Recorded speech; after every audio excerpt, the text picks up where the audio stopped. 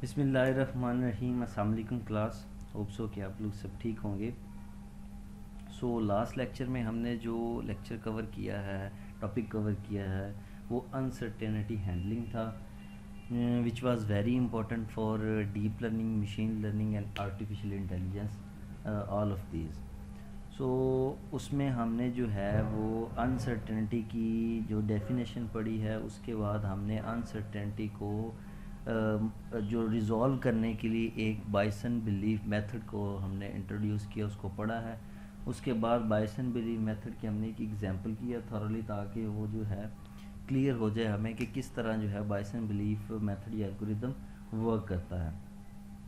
Then उसमें जो जो क्वेश्चन अराइज हो सकते हैं वो क्वेश्चन हमने जो है वो किए हैं कि अगर डिपेंडेंट वेरिएबल के लिए या डिपेंडेंट नोड के लिए हमें प्रोबेबिलिटी फाइंड करनी पड़ जाए, then how we can do that. और अगर जो है हमें डिपेंडेंट के लिए इंडिपेंडेंट के लिए करनी पड़ जाए तो वो हम कैसे करते हैं। निगेशन को हमने डिफ़ाइन किया और निगेशन की वैल्यू कैसे निकालते हैं वो डिफ़ाइन किया।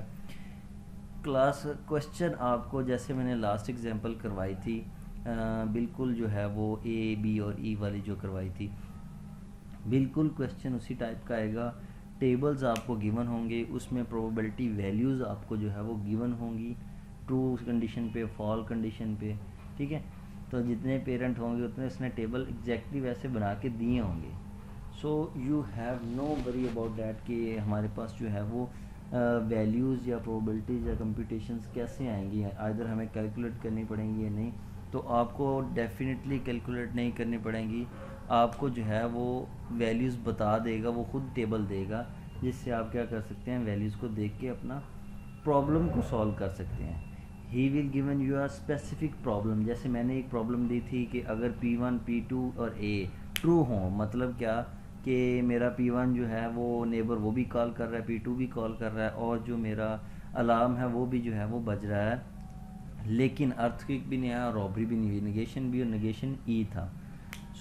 उस तरह की एक प्रॉब्लम। और जैसे मैंने लास्ट में एक प्रॉब्लम आपको करवाई थी कि प्रोबेबिलिटी ऑफ जे फाइंड करना था। इस तरह की जो प्रॉब्लम वो खुद डिफ़ाइन करेगा, प्रॉब्लम वो बताएगा, टेबल आपको और पिक्चर आपको गिवन होगी, उससे आपने क्या करना होगा, प्रोबेबिलिटीज़ फाइंड करनी होगी, वैल्यूज़ निकालनी होगी। दैट वाज वेरी इजी और बहुत अच्छा मेथड था, आपको बड़ा डीपली समझाया। होप सो कि आप लोगों को अंडरस्टैंडिंग होगी। आज क्लास हमारा लास्ट टॉपिक है, क्योंकि according to your institute instructions के 10 लेक्चर्स आपने कवर करने हैं। तो मिड से पहले हमारे 10 हुए थे और मिड के बाद जो है वो 10 हुए हैं।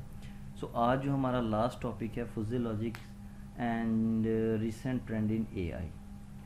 फुजी लॉजिक जो है बढ़ाना मैं वैसे भी चाह रहा था आप लोगों को, क्योंकि आगे जो है वो इसका यूजेज होगा अपर लेवल पे भी।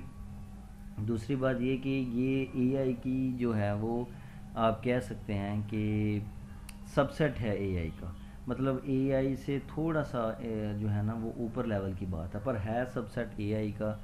फुजी लॉजिक को आप कह सकते हैं as a form of AI software, कि आप जो है ऐसे कह सकते हैं कि आर्टिफिशियल इंटेलिजेंस सॉफ्टवेयर की एक फॉर्म है। Therefore it would be considered a subset of AI, और एआई का क्या है, सबसेट भी है, ठीक है। और ये क्या करता है, it is performing a form of decision making. जिस तरह हमने जो है वो अनसर्टेनिटी में डिसीजन मेकिंग देखी है, जिस तरह हम वैसी एजेंट की डिसीजन मेकिंग देखते आए हैं, उसी तरह ये भी क्या करता है, डिसीजन मेकिंग करता है। बट ये जो है वो आर्टिफिशियल एजेंट से थोड़ी सी जो है अपर लेवल पर डिसीजन मेकिंग करता है। वो कैसे, वो हम अभी पढ़ते हैं क्या कैसे वो करता है काम। First thing you have to know के what is fuzzy logic. Fuzzy logic क्या होता है, अगर मैं आपको बताऊं,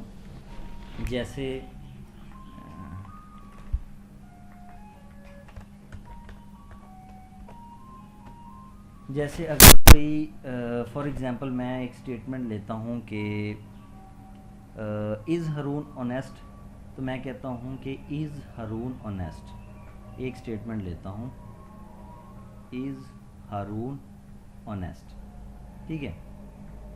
तो अब इसमें दो क्या पॉसिबिलिटी बनेगी, अगर हम बूलियन एक्सप्रेशंस की बात करें तो बूलियन एक्सप्रेशंस में क्या, अगर हम एक आम एजेंट की बात करें आर्टिफिशियल इंटेलिजेंस में, एक आम एजेंट की बात करें तो वो किस चीज़ों पर रिलाई करेगा, दो चीज़ों पर रिलाई करेगा। बूलियन एक्सप्रेशन क्या बनेंगे, आइदर हरून क्या है ऑनेस्ट है यस, और आइदर हरून जो है वो डिसऑनेस्ट है नो, ठीक है, और सॉरी ऑनेस्ट है नो। तो इस तरह क्या बनेगी, सिर्फ दो जो हैं वो वैल्यूज़ डिफाइन होंगी, दो एक्सप्रेशन हमारे पास बनेंगे, दो कम्बिनेशन बनेंगे।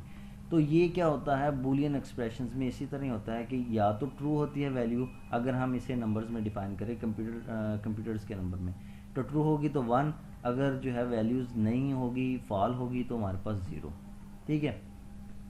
तो देखें कि इसने बूलियन एक्सप्रेशन में सिर्फ दो वैल्यूज़ बनी हैं, इधर मैं लिखता हूँ बूलियन एक्सप्रेशंस, ठीक है।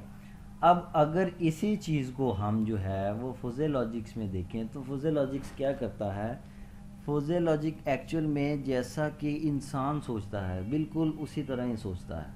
देखिए मेरे पास अब अगर मैं एज अ ह्यूमन सोचना शुरू करूँ कि इज़ हरून ऑनेस्ट, तो मेरे पास क्या पॉसिबिलिटी बनेगी, मेरे पास 1 2 4 3 4 पॉसिबिलिटी बनेगी। कैसे, या तो हरून क्या है वेरी ऑनेस्ट है, या हरून क्या है कि पार्शल ऑनेस्ट है, मतलब सम टाइम ऑनेस्ट है, सॉरी पार्शल में सम टाइम ऑनेस्ट कर लें, या तो वेरी ऑनेस्ट है या सम टाइम ऑनेस्ट है या एक्सट्रीमली ऑनेस्ट है, या हम उसे कह देते हैं कि एक्सट्रीमली वो डिसऑनेस्ट है।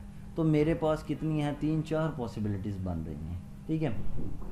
सो फुजे लॉजिक्स में क्या होता है कि इज़ हरून ऑनेस्ट, अगर हम मशीन को या उसको एजेंट को जो है वो देंगे स्टेटमेंट, तो वो क्या करेगा, बिल्कुल इंसान की तरह सोचेगा और 0 और 1 के दरमियान जो जो पॉसिबिलिटीज़ आती हैं वो उन सारी पॉसिबिलिटीज़ को क्या करेगा, मैयर करेगा, उन पॉसिबिलिटीज़ पे एल्गोरिदम या टेक्निक्स लगाएगा और देखेगा कि इन सब पॉसिबिलिटी में जो यूज़र की जो एक्चुअल इंटरेक्शन है वो किस चीज़ की तरफ है, मतलब यूज़र क्या चाहता है और उसकी जो है वो झुकाव किस साइड पे है, ठीक है।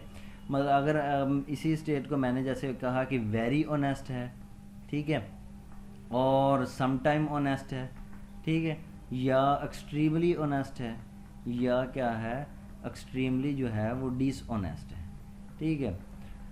सो इसमें हमारे पास क्या बनी है, 4 पॉसिबिलिटीज़ बनी हैं। तो फुजे लॉजिक्स क्या करता है, 0 और 1 के दरमियान में जाके सोचता है, 0 और 1 की वैल्यूज़ की और पॉसिबिलिटीज़ क्या क्या बन सकती है उनके बारे में भी सोचता है, बिल्कुल एज लाइक अ ह्यूमन, ठीक है। तो ये फुजे लॉजिक का थोड़ा सा जो है वो कॉन्सेप्ट है। अब इसकी थ्योरी हम पढ़ते हैं थोड़ी सी। Fuzzy logic is defined as a many values logic from which may have true value of variable in any real number between 0 और 1। 0 और 1 के दरमियान जो जो पॉसिबिलिटीज़ अगर होंगी वो उन पॉसिबिलिटीज़ को भी चेक करेगा, उन पे टेक्निक्स लगाएगा, उन पे एल्गोरिदम्स रन करेगा और देखेगा कि विच one is the best decision, ठीक है। जैसे मैंने बताया कि it is the handle concept of partial truth. Partial truth जैसे आपने कभी सुना हो कि पार्शियल स्कॉलरशिप जैसी होती है कि अगर तो 20,000 स्कॉलरशिप है तो 10,000 जो है वो आपको स्कॉलरशिप यूनिवर्सिटी या स्कूल प्रोवाइड करेगा और 10,000 आपने खुद पे करनी थी, मतलब कि आधी जो पूरी फुली फंडेड ना हो। तो पार्शियल स्कॉलरशिप जैसे ये बिल्कुल पार्शियल ट्रूथ है कि हो भी सकता है, नहीं भी हो सकता, या वो कह सकता है मुझे नहीं पता, ठीक है, या हो सकता है, या कुछ कुछ हो सकता है, या कुछ नहीं हो सकता। तो इन सब वैल्यूज़ में वो क्या करेगा कि एक्यूरेट जो है वो डिसीजन मेक करेगा, देन उसको जो है वो इम्प्लीमेंट करेगा। जैसे लिखा भी हुआ है, in real life we may come across a situation where we can't decide whether the statement is true और फॉल्स। तो इस तरह की कई दफ़ा सिचुएशंस आ जाती हैं जहाँ पे जो है, जैसे मैं कहूँ इज़ दिस कोल्ड, तो इसमें कई पॉसिबिलिटीज़ आ जाती हैं कि वो ज़्यादा ठंडा है, कम ठंडा है, ठीक है, नॉर्मल ठंडा है, बहुत ज़्यादा ठंडा है। तो इस तरह की कई पॉसिबिलिटीज़ जो हैं हमारी रियल लाइफ में भी आ जाती हैं, ठीक है। We may come across a situation where ठीक है, at that time fuzzy logics offer very valuable flexibility for reasoning तो रीजनिंग जो है वो जो जो उसकी रीजनिंग बनेगी, जो जो उसकी जो है वो पॉसिबिलिटीज़ बनेंगी, फुजे लॉजिक्स उनको क्या करेगा, उन फ्लेक्सिबल जो है रीजनिंग को अपने एल्गोरिदम या टेक्निक्स के थ्रू क्या करेगा, सॉल्व करेगा और आपको बेस्ट सोल्यूशन प्रोवाइड करेगा। ठीक है। Physiologic algorithm help to solve a problem after considering all variable available data। ठीक है। then it take the best possible decision for the given the input। जो input ने दी गई है, उसे दी गई है, उसको वो क्या करेगा, उसकी possibilities बनाएगा, then उनके मुताबिक वो उसको decide करेगा। the physiologic method imitates the way of decision making in a human which consider all the possibilities between digital values true and false। तो दो जो ट्रू और फॉल्स के दरमियान पॉसिबिलिटीज़ जनरेट होंगी, वो उन पॉसिबिलिटीज़ को भी क्या करेगा, जज करेगा। सो ये तो हमारा है फिजियोलॉजिक्स का थोड़ा सा कॉन्सेप्ट कि वो क्या होती है और उससे उससे क्या क्या हम जो है वो इम्यूनिटीज हासिल कर सकते हैं। नेक्स्ट देखें तो आर्किटेक्चर ऑफ फिजियोलॉजी का आपको नज़र आएगा। दिस वाज वेरी कॉमन और इसी तरह ही होता है, यूनिवर्सल है। रूल्स होते हैं इसमें, फोजिफायर्स होता है, डिफोजिफायर्स होता है और इंटेलिजेंसी होती है। ठीक है। इसमें जो है रूल जो है, जैसे आपको पता चल रहा है कि रूल्स क्या हैं, कुछ भी ऐसे रूल्स जिस पे वो आके क्या कर सके, डिसीजन को मेक कर सके। रूल जैसे रूल मेकर होता है, तो जब भी इनपुट आएगी उस पर रूल्स लगेंगे, रूल्स लग के उस पर जो है वो जो है फुजीफायर को दिया जाएगा। फुजीफायर क्या करेगा, उस पर इंटेलिजेंसी प्रोवाइड जो करेगा, अप्लाई करेगा, फिर डिफुजीफायर को दे के आउटपुट आपको दी जाएगी। सो लेट्स बिगिन कि ये कैसे वर्क करता है और इनकी क्या क्या जो है वो कैरेक्टरिस्टिक्स हैं इन चारों की। सबसे पहले देखते हैं rules. It contain the set of rule and the if then condition. जाहिरी बात है, जो रूल्स हैं हमारे, उस पे जब इनपुट दी जाएगी तो कंडीशंस क्या हैं, आइदर दिस वन और दिस वन, ऐसे ही है ना, या तो ये होगा, अगर ये नहीं तो ये होगा। तो इफ देन की कंडीशंस हैं, पॉसिबिलिटीज़ हैं, जितनी कंडीशंस बनेंगी उतनी इफ देन की कंडीशंस क्या होंगी, प्रोवाइड होंगी। So condition provide by the expert to govern the decision making system. तो जो डिसीजन मेकिंग सिस्टम बनाना है, डिसीजन उसने लेना है, डिसीजन मेकिंग सिस्टम को क्या करता है, पॉसिबल कंडीशंस, पॉसिबिलिटीज़ प्रोवाइड करता है। ठीक है, on the basis of linguistics information. ठीक है। सो ये तो रूल्स का काम है कि रूल्स क्या करते हैं, रूल्स उसमें डिफाइन करते हैं इफ देन कंडीशंस, और वो क्या करते हैं उसके बाद फुजीफायर को जो है वो डाटा दे देते हैं। अब फुजीफायर क्या करता है, it is use to convert input crisp number into fuzzy sets. Crisp क्या होता है, क्रिस्प इनपुट्स वो होती हैं जो कि हम किसी सेंसर से या किसी जो है एक्चुएटर से हम गेट करते हैं। आगे मैंने बताया भी है कि crisp inputs are basically the exact input measured by sensor. और जो सेंसर से हमने, जैसे टेम्परेचर है, जैसे जो है नॉइज़ की जो है वो पोल्यूशन को डिटेक्ट करने के लिए हम जो यूज़ करते हैं, तो इस तरह जब किसी भी जो है वो सेंसर के थ्रू हम डाटा कलेक्ट करते हैं, तो वो जो मेजर डाटा हमें देता है वो क्या होता है, crisp and passed into the control system by for processing. और ये क्या करता है, उसको प्रोसेसिंग के लिए आगे अपने इंटेलिजेंस को, जैसे ये फिगर में आपको दिखाया गया कि इंटेलिजेंस को दे देता है, डाटा कलेक्ट करता है और अपने क्या करता है, एक्यूरेट डाटा सेंस करता है और अपने जो है वो इंटेलिजेंस को प्रोवाइड कर देता है for processing, such as temperature, pressure, RPMs etcetera. It split the input signal into 5 step. जो इनपुट इसको मिल रही है उसने इसको क्या करना है, फुजीफायर ने इसको 5 स्टेप्स में जो है वो डिवाइड कर देना है। LP large position, MP medium position, small, MN medium negative, L N जो है लार्ज नेगेटिव। वही बात जैसे मैंने आपको बताया कि very honest, some time honest, extremely honest और एक्सट्रीमली डिसऑनेस्ट। मतलब क्या कि एक डाटा में जो जो पॉसिबिलिटीज़ बन सकती हैं, ठीक है, या तो वो बहुत ही पॉजिटिव होगा, या थोड़ा पॉजिटिव होगा, या स्मॉल होगा, ठीक है, या जो है वो मीडियम थोड़ा जो है वो ख़राब होगा या गलत होगा, ठीक है, और जो है एंड पे लार्ज नेगेटिव, मतलब वो सारा का सारा ही जो है वो हमारे लिए नेस्टी होगा, ख़राब होगा। ठीक है, इस तरह की जो है वो 5 कंडीशंस उस पर अप्लाई करता है। इनपुट जो उसको मिली है, क्रिस्प नॉलेज जो उसको मिला है, उस पर ये 5 इनपुट्स अप्लाई करना है, अप्लाई करने के बाद इंटेलिजेंस को प्रोवाइड कर देता है। इंटेलिजेंस क्या कर दिया, it determine the degree of match between fuzzy input and the rules.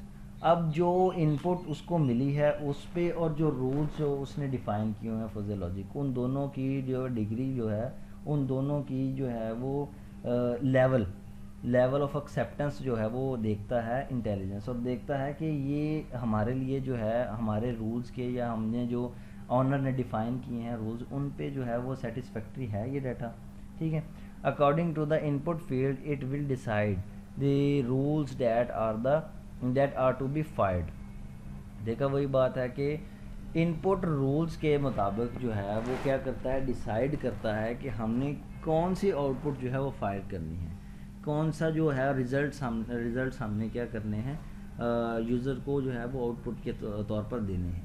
ठीक है, combining the fired rules from the control action. तो जो भी वो जो है वो फायर करेगा, जो भी अपनी वैल्यूज़ उसे देगा, उसके मुताबिक क्या किया जाएगा, एक्शन लिया जाएगा, और जो है डिफुजिफायर जो है वो उसको क्या करेगा, आउटपुट के तौर पर शो करवाएगा।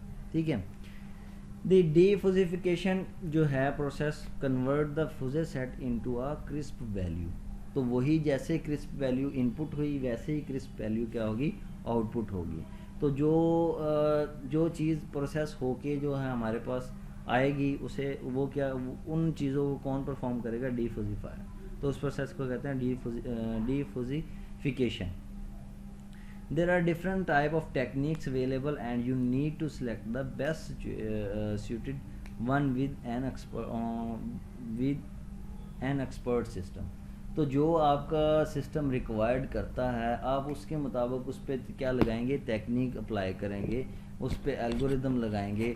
वो फॉर एग्जांपल जैसे जो है वो ए स्टैरिक मैंने आपको एल्गोरिदम पढ़ाया, जैसे ब्रेथ फर्स्ट और डेप्थ फर्स्ट पढ़ाया। जहाँ पे ब्रेथ फर्स्ट की ज़रूरत होती है वहाँ पे ब्रेथ फर्स्ट की टेक्निक ही वो अप्लाई करते हैं, जहाँ पे डेप्थ फर्स्ट की वहाँ पे डेप्थ फर्स्ट, जहाँ पे फॉरवर्ड चेंजिंग की वहाँ पे फॉरवर्ड चेंजिंग की टेक्निक अप्लाई करते हैं। So it's totally up to our expert system कि जिस तरह का आपको आउटपुट चाहिए वो उस तरह की क्या करते हैं, एल्गोरिदम आउटपुट की जगह पे अप्लाई करते हैं ताकि हमें उस तरह का आउटपुट जो है वो जो गेट हो।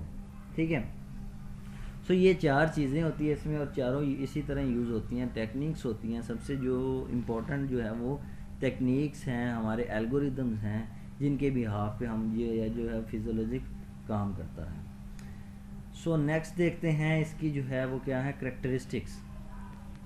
Flexible and easy to implement machine learning technique, बहुत फ्लेक्सिबल है, बूलियन से तो ज़्यादा ही अच्छा है क्योंकि बूलियन तो सिर्फ 2 ही आउटपुट देता है, 0 और 1। ये जो है पूरी की पूरी 0 और 1 के दरमियान जो कंडीशंस आएंगी ये उनको भी क्या करेगा, एक्सप्लेन करेगा, उनको भी इम्प्लीमेंट करेगा और बेस्ट सोल्यूशन प्रोवाइड करेगा। This help in dealing with the uncertainty in engineering. देखा अनसर्टेनिटी इसमें भी है, मतलब या 0 है या 0.1 है, 0.2 है, 0.5 है, क्या है 0.999 से आगे 1 तक है, तो इनमें भी सर्टेनिटी है। जैसे मैंने आपको लास्ट लेक्चर पूरा अनसर्टेनिटी पे दिया है। ठीक है, सो क्या करता है, अनसर्टेनिटी को भी डील करता है, उनमें से एक बेस्ट पॉसिबल सोल्यूशन आपको प्रोवाइड करता है। उसमें तो क्या होता है, या 0 है या 1 है, 2 ही पॉसिबल सोल्यूशन आपको प्रोवाइड होते थे। ठीक है, highly suitable method for uncertainty और अप्रोक्सीमेट रीजनिंग, ये भी मैंने अभी आपको क्लियर कर दिया। Help you to mimic the logic of human thoughts, बिल्कुल जैसे ह्यूमन थॉट्स होती हैं उनको जो है वो क्या करता है, उनके मुताबिक ही सोचता है। जैसे मैंने आपको बताया कि इतनी पॉसिबिलिटी मेरा दिमाग बना सकता है कि हारून जो है वो डिसऑनेस्ट होगा, एक्सट्रीमली ऑनेस्ट होगा, जो है वो समटाइम ऑनेस्ट होगा, वेरी ऑनेस्ट होगा, वीक ऑनेस्ट होगा। तो जितनी पॉसिबिलिटीज़ मेरा माइंड बना सकता है उतनी ही पॉसिबिलिटीज़ फुजे लॉजिक में बना के वो क्या करते हैं, उससे एक रिजल्ट गेट करते हैं। Fuzzy logic should be build with the complete guidance of expert. जाहिर बात है एक्सपर्ट सिस्टम गाइड करेंगे देन ही जो फुजे लॉजिक काम करेगा। जब उसे इनपुट नहीं मिल रही, जब उसे जो है वो क्रिस्प नॉलेज नहीं मिल रहा, देन वो he will not able to performing the best one. ठीक है, नेक्स्ट क्या है, if not accurate reasoning it at least provide acceptable reasons. तो अगर जो है बाज़-औक़ात फुजे लॉजिक नहीं भी सही जो है एक्यूरेट रिजल्ट जो है वो फाइंड नहीं भी करता, लेकिन वो आपको पॉसिबिलिटीज़ प्रोवाइड कर देगा कि इस ये पॉसिबिलिटीज़ बन सकती हैं, but I am not able to जो है वो गेटिंग द एक्चुअल जो रिजल्ट्स। तो वो क्या करेगा, आपको पॉसिबल जो वेज बता देगा कि इस जो है वो पॉसिबल वेज से आप क्या कर सकते हैं, वैल्यूज़ गेट कर सकते हैं। जैसे अब मैं जैसे हारून की एग्जांपल दी है, अब मैं उस बंदे को ना मिला हूँ, तो मैं क्या करूँगा कि अपने किसी एक्सपर्ट सिस्टम को या अपने किसी दोस्त को बता दूंगा कि यार ये पॉसिबिलिटीज़ हैं, अब ये तुम जाके खुद अपने दोस्त हारून में देख लो कि वो मतलब है इस काबिल के नहीं है, ठीक है। तो वो फिर जाके खुद उसे जज कर लेगा, मैं उसको पॉसिबिलिटीज़ बना दूंगा। तो मैं क्या हूँ, फिजियोलॉजिक हूँ, और मैंने उसको क्या बताया अपने एक्सपर्ट सिस्टम को, ये पॉसिबिलिटीज़ बन सकती हैं। सो डिफरेंस देखते हैं between uncertainty and fuzzy logics. In physiologics we basically try to capture the essential concept of vagueness। तो हम क्या है, अपने जो है इसका जो हमारा इसमें फिजियोलॉजिक में क्या कॉन्सेप्ट है कि हम जो अपनी फ़हम है या अपना शऊर है, उसके हिसाब से क्या करते हैं, try to capture the essential concept. अपना जो असेंशियल कॉन्सेप्ट है वो गेट करने की कोशिश करते हैं, मतलब जो एक्चुअल जो है हमारा एक्चुअल पार्ट, पॉसिबिलिटीज़ नहीं। पॉसिबिलिटीज़ तो इस तरह हैं कि दो पॉसिबिलिटीज़ हैं, 0 और 1 की, जैसे मैंने आपको बताया वो प्रोबेबिलिटी में काम होता है, ठीक है। तो वैगनेस जो हम हासिल करते हैं इससे क्या, अपने एक्चुअल कॉन्सेप्ट की। Physiology capture the meaning of partial truth. Partial truth का मैंने आपको कॉन्सेप्ट पहले ही बता दिया है। Physiology takes truth degree as a mathematical basis. तो जाहिर बात है 0 और 1 के दरमियान मैथमेटिकल जो है वो इक्वेशन बन रही हैं, मैथमेटिकल पॉसिबिलिटीज़ बन रही हैं 0.1, 0.2, 0.3 सो ऑन 0.9 तक। तो क्या है कि वो मैथमेटिकल बेसिस पे क्या लेता है, डिसीजन क्रिएट करता है। Probability is associated with event. तो मैंने आपको क्या बताया था कि नोड जो हैं वो इवेंट पे डिपेंड करती हैं। हर जो है वो कंसिडर्ड नोड अपने father with respect to father जो है क्या करती है, डिपेंड होती है, ठीक है। तो इवेंट एक जनरेट होता है, जैसे वो 3 इवेंट्स हमने जनरेट किए थे, मारना, छुपना और जो है वो गुस्से होना, हाइपर होना। तो फैक्ट पे काम नहीं करती, जबकि वो जो है वो हमारे फैक्ट पे काम करती है, जो हमें एक्चुअल वैल्यू चाहिए। And those event will either occur or not अकर, या तो वो अकर हो सकते हैं या नहीं हो सकते। वही 0 और 1 वाली बात। Probability theory capture partial knowledge, ये भी पार्शियल नॉलेज जो है वो कैप्चर करती है, ठीक है, नोड्स के through. Probability is a mathematical model of ignorance, सही है। तो ये जो है वो बेसिकली जो है वो इनके जो फिजियोलॉजिक और प्रोबेबिलिटी के जो है वो डिफरेंसेस हैं कि हम अगर दोनों को कंपेयर कर तो दोनों ही अनसर्टेनिटी को हैंडल रही हैं। ये भी अनसर्टेनिटी को हैंडल कर रहा है, वो भी अनसर्टेनिटी को हैंडल कर रहा है, but which one is the best one.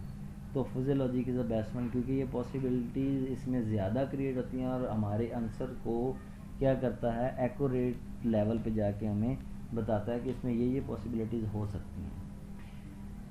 Got the point. और नेक्स्ट देखते हैं एडवांटेजेस ऑफ फिजियोलॉजिक्स। एडवांटेजेस क्या है फिजियोलॉजिक्स, एक्चुअल में इंट्रोडक्शन ही है, तो इंट्रोडक्शन में एडवांटेज डिसएडवांटेज भी होने चाहिए। So following are some fuzzy logic advantages है। The structure of fuzzy logic system is easy and understandable, जाहिर बात है। It help us to deal with the uncertainty in engineering, मैं पहले ही बता चुका हूँ इसकी करेक्टरिस्टिक्स में। Inexpensive sensor can be used which help you to keep the overall system cost and complexity low, ठीक है। बहुत इनएक्सपेंसिव सेंसर इसमें यूज़ होते हैं, जिससे क्या होता है कि आप जो हैं वो कॉस्ट को मैनेज कर सकते हैं अपने प्रोजेक्ट की। This system can work with any type of input whether it is impress destroyed distorted और नॉइजी इनपुट जो है इंफॉर्मेशन। जैसे मैंने आपको बताया कि ये क्या है, ये वाला सिस्टम कोई भी इनपुट आपको मिल जाए, ठीक है। जैसे नॉइजी इनपुट की मैंने आपको एग्जांपल दी थी कि मेटा डाटा होती है, इसी तरह ही जो है डिस्टोर्ड जो है इंफॉर्मेशन जो है वो जो किसी जो है वो आप कह सकते हैं कि डेटाबेस में रखी हुई हो और क्या हो वो डिस्ट्रॉय हो जाए, ठीक है, या डिस्ट्रॉय भी हो जाए या हाफ पार्शल डिस्ट्रॉय हो जाए, ठीक है। तो इस तरह की जो है वो इंफॉर्मेशन, इस तरह के इनपुट्स को भी हैंडल करती है, ठीक है। फुजी logic comes with the mathematical concept of set theory and the reasons of that is quite simple. Reasoning जो है वो प्रोवाइड करती है आपको, जैसे मैंने लास्ट में बता दिया है कि पॉसिबिलिटीज़ जो है वो प्रोवाइड करती हैं, ठीक है। तो ये जो है इसके क्या हैं, थोड़े से एडवांटेजेस हैं। डिसएडवांटेजेस की तरफ आएँ तो फुजी logic is not always accurate. मैंने आगे ही बताया कि ये कई कई दफ़ा एक्यूरेट नहीं भी होती। So the result are perceived based on assumption, so it may not be widely accepted, ठीक है। रिजल्ट्स क्या हैं, अजम्पशंस पे हैं, मतलब मैं बुलियन में तो 0 और 1 दो ही जो है रिजल्ट्स हैं, इसमें जो है 0 से लेके 1 तक जितनी भी पॉसिबिलिटी बनती हैं उनको हम क्या करते हैं, ज्यूम करते हैं। सो अजम्पशन इसमें ज़्यादा है, ठीक है। Fuzzy system does not have the capability of machine learning as well as neural network type pattern recognition, ठीक है। जो न्यूरल नेटवर्क है उसमें क्या होता है, पैटर्न रिकॉग्निशन होती है, और वो बिल्कुल एक्यूरेट अजम्पशन नहीं होती उसमें, बिल्कुल एक्यूरेट रिजल्ट आपको क्या करता है, डिफाइन करता है। जैसे अगर आप न्यूरल नेटवर्क की एग्जांपल लेना चाहें तो फेस रिकॉग्निशन की आप एग्जांपल ले सकते हैं। इस तरह तो नहीं होता कि आपने अपने फ़ोन पे या आईफोन पे जो है वो फेस रिकॉग्निशन का लगाया है पैटर्न, तो थोड़ी देर बाद आप किसी और का पैटर्न लगाएं तो वो भी खुल जाए। अजम्पशन नहीं है, सबके फेस तो फेस होता है, वो किसी का भी लगाएं तो खुल जाना चाहिए। बहरहाल इस वो अजम्पशन है कि किसी का भी फेस लगाएं तो खुल जाना चाहिए। और एक्यूरेसी क्या है, एक्यूरेसी यही है कि आपका ही फेस लगा हुआ तो आपका ही फेस खुलना चाहिए। तो न्यूरल नेटवर्क में पैटर्न रिकॉग्निशन होती है, आपके फेस का पैटर्न वो ड्रा करके उसको रिकॉग्नाइज करता है। तो फुजी लॉजिक में ये जो है वो अजम्पशन है, तो लिहाजा क्या है, इसमें एक्यूरेसी नहीं है, ठीक है। Validation and verification of fuzzy logic knowledge based system need extensive testing with hardware. ज़ाहिरी बात है इसको बार बार टेस्ट करना पड़ेगा, क्योंकि वेरिफिकेशन भी नहीं है और वैलिडेशन भी नहीं है नॉलेज की, सही है। तो ये जो है इसके थोड़े बहुत जो हैं वो डिसएडवांटेजेस हैं, बाकी आप खुद पढ़ लें। नेक्स्ट हम देखते हैं क्या है, रिसेंट ट्रेंड इन एआई। नेक्स्ट टॉपिक हमारा जो है वो रिसेंट ट्रेंड इन एआई है। रिसेंट ट्रेंड आप कह सकते हैं कि एआई में जो आजकल चीज़ें जिन पे एआई जो चीज़ें एआई पे वर्क कर रही हैं, जो आजकल टेक्नोलॉजीज़ में एआई आ रही है, थोड़ा थोड़ा बस, वैसे तो बहुत सी टेक्नोलॉजीज़ में एआई जो है अब इम्प्लीमेंट हो रही है, 1000 ऑफ टेक्नोलॉजीज़ में, लेकिन जो थोड़ी सी जो है 4-5 जो बेसिक आजकल जो जिन पे बहुत बहुत बड़ा बड़ा मॉड्यूल जिन पे आजकल काम हो रहे हैं वो ये वाली हैं। कंप्यूटर ग्राफिक्स में एआई यूज़ हो रहा है। आप देखें, अगर आप मूवीज़ देखते हैं, ठीक है, उसमें जो है वो ग्राफिक्स जो यूज़ होते हैं 3D 4D, ठीक है, 2D वगैरह, और दूसरी उसमें जो है कार्स वगैरह और इस तरह की जो चीज़ें आपको नज़र आती हैं, तो ये सारी किसकी वजह से है, एआई की वजह से है। जितने ग्राफिक्स रिसर्चर आजकल इस पे काम भी कर रहे हैं, एनवीडिया पे और एएमडी पे, तो उनके ग्राफिक्स के अकॉर्डिंग क्या है, आपको जो है वो प्रोवाइड की जाती है। जैसे अगर आप बात करें स्नाइपर एलीट 3 या 2 किसी ने खेली हो जो गेम है, तो उसमें देखिए बिल्कुल एज इट इज़ ही आपको लगता है कि एक इंसान जो है वो बिल्कुल जंग कर रहा है, तो बिल्कुल ऐसे जैसे फायरिंग ओरिजिनल हो रही है, और 3D उसके व्यूज़ हैं, और इस तरह जैसे आप खुद जो है वो खेल रहे हैं, मतलब आप खुद उसमें गेम में घुसे हुए हैं। सो ये जो ग्राफिक्स जो हैं, इस तरह के ग्राफिक्स जो हैं, बिल्कुल इंसान वैसे का वैसे दिखाना, ठीक है, और जो है वो व्हीकल्स दिखाना, वैसे करैक्टर जो है मूवीज़ में हम देखते हैं, गेम्स में देखते हैं, तो ये सारा काम जो है वो आर्टिफिशियल इंटेलिजेंस की जो है वो के बिहाफ पे हो रहा है।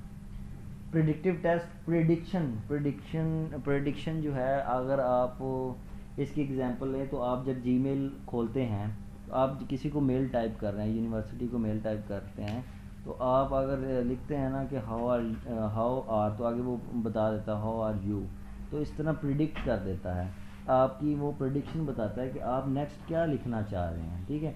तो इस तरह जब भी इसकी सबसे बेहतरीन एग्जांपल जो जीमेल ही है, आप जीमेल को थोड़ी सी टाइप करें ना, तो लेट लिखें तो आगे वो प्रीवियस सेंटेंस के अकॉर्डिंग आपको बता देता है कि लेट मी नो, ठीक है।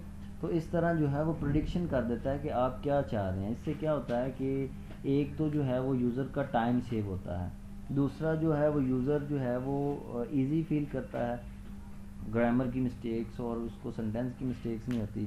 सेकंड, जो लोग माजूर होते हैं या जिनकी टाइपिंग स्पीड नहीं ज़्यादा होती या जो टाइप नहीं कर सकते होते, वो क्या करते हैं, एक छोटा सा दो चार लफ्ज़ लिखते हैं तो गूगल क्या प्रोडिक्शन करके उन्हें बता देता है कि you want to this one. ठीक है, तो इस पे भी जो है, इसके पीछे जो है वो एक आर्टिफिशियल इंटेलिजेंस ही वर्क कर रही होती है। नेक्स्ट देखें ट्रेंड क्या है, फेशियल रिकॉग्निशन। जैसे मैंने आपको बता दिया है कि फेशियल रिकॉग्निशन आजकल हर जो है वो जगह पे यूज़ हो रहा है। जैसे बैंकिंग में है, आपकी सिक्योरिटी और प्राइवेसी में जो मोबाइल्स में जो है वो फेस रिकॉग्निशन यूज़ होता है। बहुत बड़ी बड़ी एजेंसीज़ में, आर्मीज़ में, ठीक है, बैंकों में ये चीज़ें जो है वो यूज़ होती है और इन पे बहुत ज़्यादा काम हो रहा है। ठीक है, जिससे क्या होता है, अब देखें कई ऐसी टेक्निक्स हैं या कई ऐसे तरीके हैं जिससे जो है कैमरा ही जो है वो आपके फेस को रिकॉग्नाइज करता है। कैमरे को भी धोखे दिए जा सकते हैं। तो कई दफ़े इस तरह भी होता है कि डिस्टेंस ज़्यादा होने की वजह से जो है फेस ज़्यादा क्लियर नज़र नहीं आता। तो इस तरह के बहुत सारे एल्गोरिदम्स अब बन रहे हैं जो कि आपके फेस रिकॉग्निशन में जो है वो काम आते हैं। एसवीएम पे काम हो रहा है और इस तरह जो है वो हॉग, इसके लिए एक एल्गोरिदम यूज़ होता है हॉग। तो उनको जो बेहतर से बेहतर बनाया जा रहा है, जिसमें जो है हॉग, अगर आप जब अपर लेवल पे जाएँ तो उसको पढ़ेंगे तो उसमें जो है वो ब्लॉक्स होते हैं 8x16 के, 16x32 के। तो हर ब्लॉक के अंदर डाटा की एक वैल्यू होती है जो कि आपके फेस को रिकॉग्नाइज कर रही होती है। तो one of my friend is working on that. तो उसकी जो है, उसका एमफिल का जो है वो प्रोजेक्ट भी यही था और उसने हॉग को एसवीएम पे इम्प्लीमेंट करके उसमें बेहतरी भी लाई थी हॉग में, तो विच वॉज वेरी इम्प्रेसिव। तो इस पे भी काम हो रहा है आजकल, फेस रिकॉग्निशन। ये भी जो है एआई का ट्रेंड है, रिसेंट ट्रेंड है। डिवाइसेस डिपेंड ऑन एआई, कई इस तरह की डिवाइसेस हैं। जैसे आईओटी में भी जो है इंटरनेट ऑफ थिंग्स, ऐसी कई डिवाइसेस है जिनमें एआई काम कर रहा है। ठीक, ऐसे कई व्हीकल्स हैं जिनमें जो है वो एआई काम कर रहा है। जो इसकी छोटी सी अगर आप एक एग्जांपल लेना चाहें तो आपके पास अगर गाड़ी हो तो उसमें जो है वो एसी का ऑप्शन जो होता है, उसमें एक ऑटो का बटन होता है। ऑटो आप कर दें तो वो क्या करता है कि टेम्परेचर के अकॉर्डिंग, आपकी गाड़ी के टेम्परेचर के अकॉर्डिंग एसी को ज़्यादा या कम कर देता है। ठीक है, तो ये कौन कर रहा है, ये आपकी कंप्यूटर में जो एआई उसमें इंसर्ट हुई हुई है, टेक्निक जो इंसर्ट हुई हुई है, ये उसी की बदौलत ही हो रही है कि टेम्परेचर इनपुट लेता है और जो है अंदर उसके जो है वो जो भी जो है वो हो रही है, मतलब वो कूलिंग वगैरह, उस हिसाब से वो क्या करता है, उसको स्लो या जो है वो कम या ज़्यादा करता है। यही एग्जांपल आप फुजी लॉजिक में भी ले सकते हैं कि बूलियन एक्सप्रेशन में क्या है, या तो वो तेज़ होगा या कम होगा।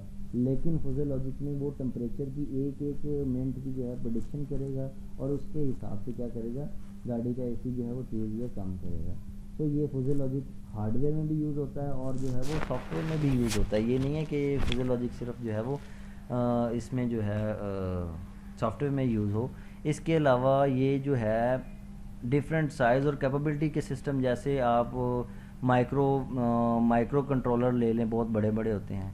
ठीक है, और आप लार्ज नेटवर्क ले लें, और अगर साइज़ में आप देखें तो जो वर्क स्टेशंस होते हैं, वर्क स्टेशन बेस्ड जो सिस्टम होते हैं, उन पे भी जो है वो फुजी लॉजिक इम्प्लीमेंट होता है। तो ये अकेला सिर्फ सॉफ्टवेयर के पे ही नहीं बेस होता, हार्डवेयर पे भी बेस होता है। जैसे अभी मैंने एसी की एग्जांपल आपको दी, तो ये डिवाइसेस क्या हैं, एआई पे काम कर रही हैं। फुजी लॉजिक जो है वो एआई का जो सबसेट है। ठीक है, तो हम कह सकते हैं कि फुजी लॉजिक भी एआई ही है, आर्टिफिशियल इंटेलिजेंस ही है। सो बहुत सारी डिवाइसेस ऐसी हैं जो आजकल क्या कर रही हैं, प्रिडिक्ट कर रही हैं और ख़ुद से काम करने की कोशिश कर रही हैं ताकि इंसान को जो है सहूलत दी जा सके। नेक्स्ट ट्रेंड देखें, डीप लर्निंग। डीप लर्निंग जो है इसमें भी आगे आप जाएं तो ये अपने आप में एक सब्जेक्ट है डीप लर्निंग का। सो डीप लर्निंग भी बहुत, इसमें एआई जो है वो एआई तकरीबन हर सब्जेक्ट में ही वो डालने की कोशिश कर रहे हैं। जैसे इंटरनेट ऑफ थिंग्स में, डीप लर्निंग में, बिग डाटा में, ठीक है, और क्रिप्टोग्राफी में, ठीक है, साइबर सिक्योरिटी में एआई बहुत काम का हो रहा है आजकल उस पर। ठीक है, तो deep learning is also the technology behind self driving car, voice control. ठीक है, जैसे इसकी एक बहुत बेहतरीन एग्जांपल जो है वो अमेज़ॉन की एलेक्सा है। एलेक्सा जो है वो एक आपको आप कह सकते हैं वो आपका जो है वो आपका आप जो भी उसको काम उसमें जो है वो ब्लूटूथ के थ्रू या जिस भी टेक्नोलॉजी के थ्रू वो वाईफाई के थ्रू आप उससे कनेक्ट होंगे, वो आपका एजेंट है। आप उसको जो कहेंगे वो परफॉर्म करेगा। ठीक है, आप उसको कहेंगे कि मुझे वो वाला गाना सुनाओ या मुझे इस तरह जो है वो एप्लीकेशन निकाल के दिखाओ, तो वो वाले काम करना शुरू कर देगी। एजेंट है आपका वो एक तरह से। इसी तरह ही जो है वो आप उसमें देख लें, जैसे आप मोबाइल में जो है वो वॉइस कंट्रोलर है आपका, आप बोल के जो है वो कोई भी चीज़ निकाल सकते हैं। तो ये NLP एल्गोरिदम जिसमें यूज़ होते हैं, जो कि बहुत हैवी किस्म के होते हैं, और आपके जो है वो आप तो समझते हैं सिर्फ ऐसे ही ये काम हो रहा है, इसके पीछे बहुत बहुत बड़ा एल्गोरिदम यूज़ होता है। सो डीप लर्निंग पे भी आजकल बहुत काम हो रहा है, और AI का जो है वो रिसेंट ट्रेंड है ये। क्वांटम कंप्यूटर्स बहुत आला फील्ड है और बहुत ही एडवांसमेंट में जा रही है। अभी पाकिस्तान में तो AI अब आई है, लोगों को आर्टिफिशियल इंटेलिजेंस का अब पता लगना शुरू हुआ है।